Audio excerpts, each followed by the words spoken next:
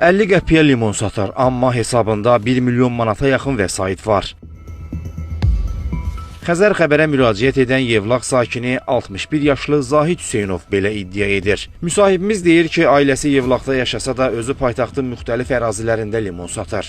Bir neçə ay əvvəl ona Daşkəsən rayon polis şöbəsindən məlumat verilib ki, yaşlı qadının bank kartından kiberdələduzluq yolu ilə pulu mənimsəyib. Zahid Hüseynovu həmin zəngdən bir neçə gün sonra polis paytaxtda saxlayıb və Daşkəsən rayon polis şöbəsinə aparıb. Azərbaycanın rayonlarında olan pensionerlər, bəzi maaş alan insanların, xarqqerlərin köməkçiləri burada. Əlatdan o pulları bir-birindən adına keçirdib, məndə dayandırıbdılar. Mənim adıma hesab açılıbdı. Necə açılıb 1 milyona yaxın pul mənim adımdadır indi.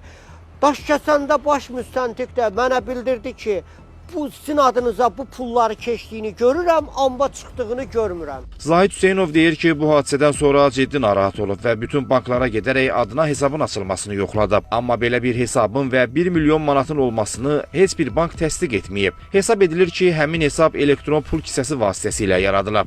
Onlar yoxlama zamanı dedilər ki, Belasuvar rayonunun Dövlət Bankının, cəmaatın kart pensiyələrindən, kartından 700 min adıma keçibdi elə. Təkcə 700 min? 700 min, hələ bir Belasuvardandır.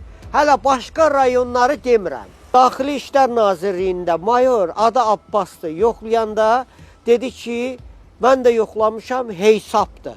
Bu hesaba keçibdi, indi sizin adınızdadırsa bağlada bilərsiniz.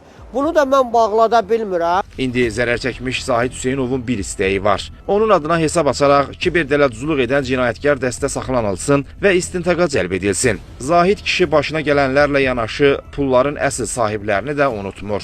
Əgər o kimin puludursa, pensionerdir, maaş alanda onu alın təri ilə qazanıbdır, o zulümdür. Mənə heç kimin pulu lazım deyil. Mənə hamısının pulu qaytarılsın özünə.